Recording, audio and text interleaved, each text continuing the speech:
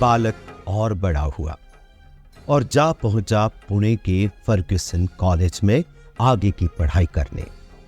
वहां आर्यन वीकली पत्रिका में सप्तपदी जैसी कविता लिखी। प्रोफेसर पटवर्धन ने रामायण और इलियड महाकाव्य पर लिखे उनके निबंध की बड़ी सराहना की थी। विश्व इतिहास पर उनकी पकड़ इतनी गहरी थी कि वे एक छोटे से छोटे देश के बारे में सटीक टिप्पणी करते थे। एक बार फर्ग्यूसन कॉलेज के सारे विद्यार्थी सिंहगढ़ के किले घूमने गए तो वे जैसे अतीत में खो गए और उन्होंने तानाजी की वीरता पर सिंहगढ़ाच्या पोवाड़ा रचा, जिसने चारों ओर धूम मचा दी। बाजी प्रभु देशपांडे पर लिखा उनका पोवाड़ा भी महाराष्ट्र साहित्य में एक अमर रचना है। कॉलेज के दिनों में एक कविता प्रतियोगिता आयोजित हुई। बाल विधवा की मार्मिक दशा पर लिखी इनकी कविता इतनी प्रभावी थी कि उसे प्रथम पुरस्कृत कविता के साथ जोड़कर प्रथम घोषित करना पड़ा। परिज्या कोमल बालाम बरती वैधव्य दुख खो सकने।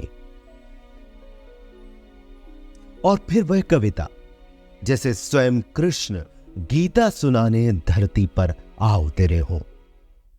आजा वरे शाश्वती काय छाली, हा उन्नति अवनति चा समुद्र जातो, भास्वान रवि उदयस्ता अखंड खेतो, उत्कर्ष आणे अपकर्ष सामना केले विश्वात, आजा बरी शाश्वता काय झाली।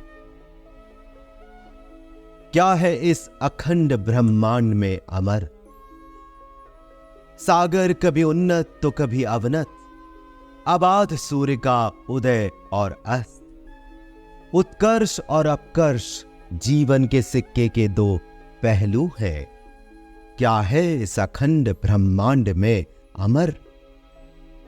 मुझे लगता है आप धीरे धीरे जानने लगे होंगे कि हम किस व्यक्तित्व की बात कर रहे हैं।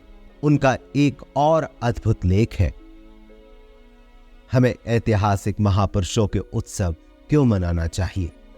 इस निबंध में उनकी साहित्य प्रतिभा खिलकर सामने आई है। बंधु, कोई बात सही हो यह काफी नहीं है, उसे सही ढंग से कहना भी आना चाहिए। और यही